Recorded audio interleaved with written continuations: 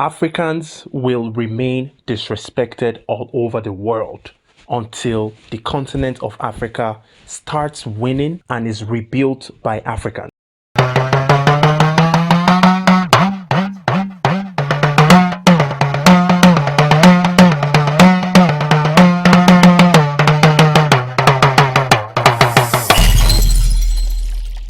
What up, African family?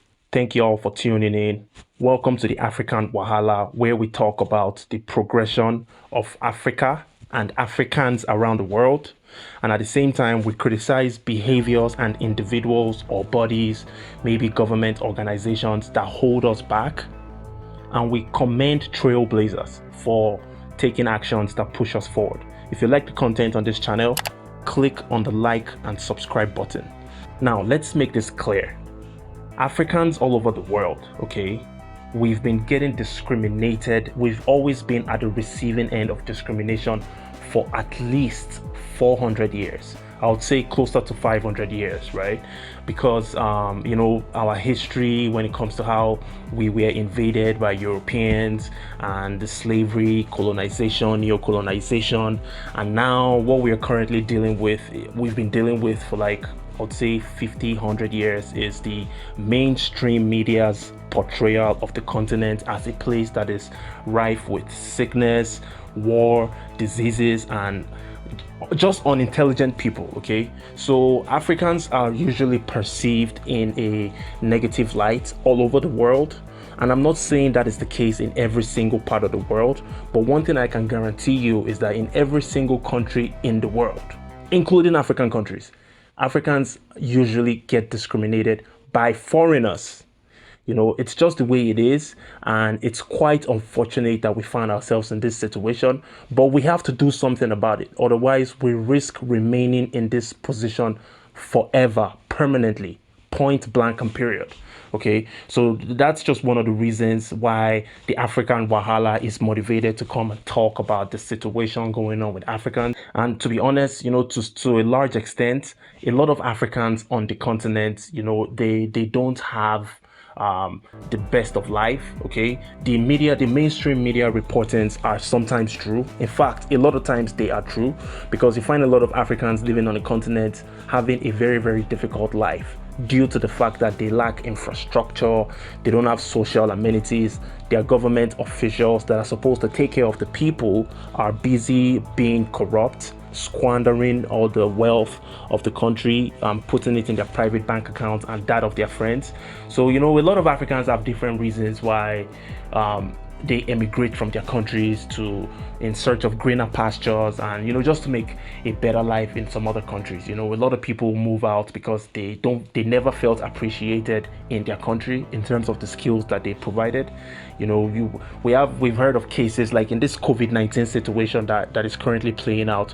We've had ministers of health in some of the so-called greatest countries in the world saying that essential workers, the medical workers, are not essential, that they're just doing their regular job, so they do not deserve any extra pay or stipends. It's just crazy. That's why a lot of Africans decided to leave their countries.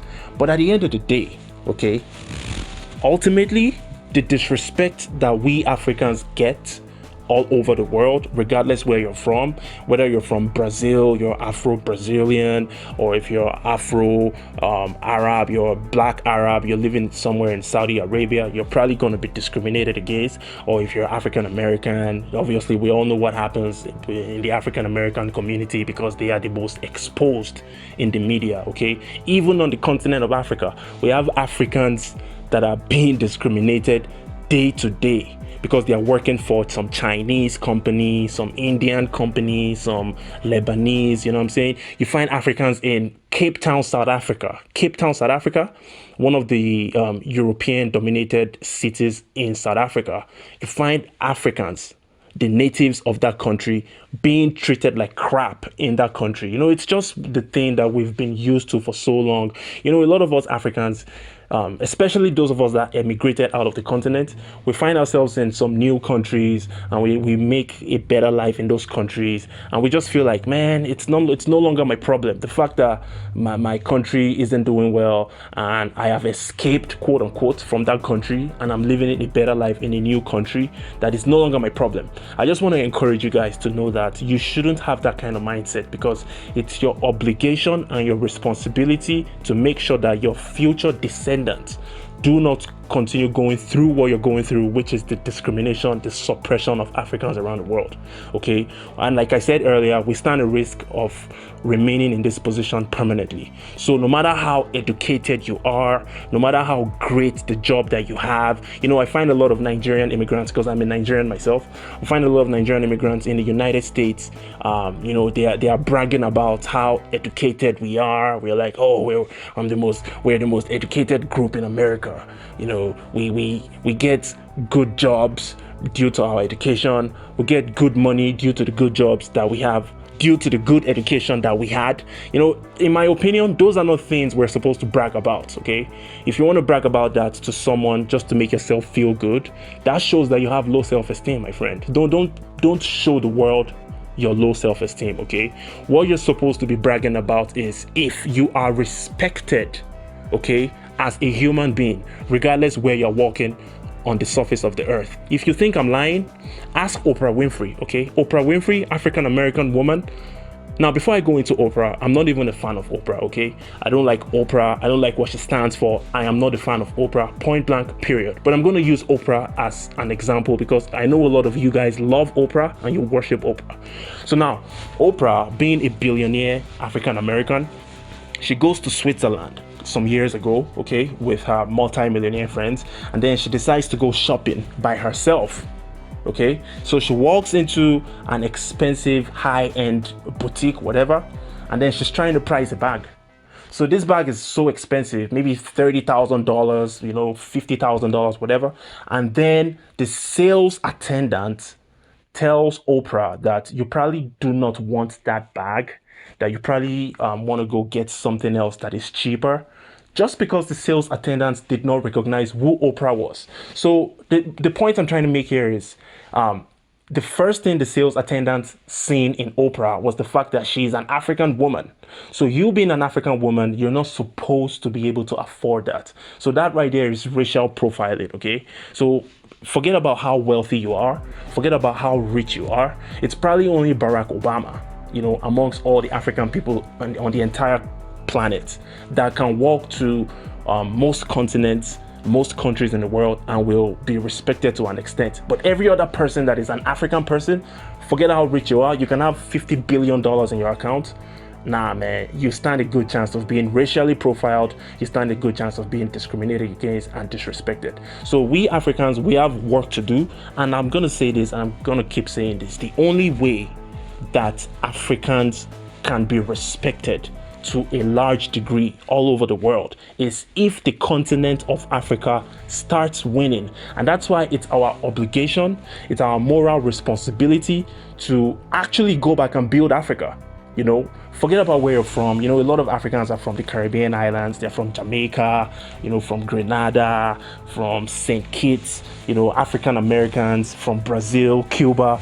Listen, man, at the end of the day, where you guys are living in all those countries, especially the countries that are not black dominated, okay, like I'll say Brazil, for example, you're still treated like second-class citizens, okay? So in my own advice, I would try to tell you that, please, if you can, try and at least get some connection to the continent of Africa. If you can get a citizenship, that's fine. If you can't, that's also fine. But try and establish a connection. Okay, and then I understand a lot of people cannot afford this, okay? But if you can afford it, definitely try and mingle with the continent so that we can impute our skills, okay, our skill sets from different career paths from all over the world into the continent of Africa. Build Africa by Africans, not by Europeans, not by Chinese. Oh man, it's crazy. Africans have to build the continent of Africa for Africans to be respected all over the world. And now, this COVID-19 situation is a blessing in disguise, because if you think about it, COVID-19 is making a lot of Africans from all over the world speak in a unified voice. against the discrimination that Africans have been facing in the last, I would say, 1 month. You guys remember the situation with the French doctors that were having a debate on live TV, and they were talking about trying to test a novel coronavirus vaccine on the continent, which Africans went crazy, went bananas all over social media until the guys were forced to apologize. You guys remember what has been going on in Guangzhou, China, where Africans are straight up discriminated against. Posters are posted in some places saying black people are not welcome because they are the ones responsible for coronavirus. You know, these people don't care about us, man. They only care about our resources on the continent. So whenever they come to the continent and they're trying to set up deals and, you know, trying to build infrastructure, and our leaders, by the way, most of our leaders are just clowns, they are puppets, they are just disgraceful people that need to be kicked out of those political positions that they are in. Okay, so when these people come to the continent and they make deals that enslave our countries to them, I'm talking about the European countries, the IMF, World Bank, China, you know what I'm saying, United States, all these countries, all these organizations, okay, they all have one goal: our resources, and if possible, they want to exterminate our people from the continent so that they can be in full control of the resources. So man, it's high time we woke up as African people all over the world, and this is the driving force of the African Wahala. The African Wahala is simply sick and tired of seeing Africans from all over the world remaining in this subjugated position. It shouldn't be that way. Even though it's been that way for like 500 years, we can still make a difference. We can change the course of our trajectory, and we can prevent the future generations, if the world is still existing, we can prevent the future generations from living in this bottom of the food chain position that we are in currently. And you've got to be a damn fool if you don't recognize at this point in history that Africans are not at the bottom of the food chain. You've got to be either delusional or you're just a straight up liar. Okay, thank you guys for watching, and I'm out. Peace.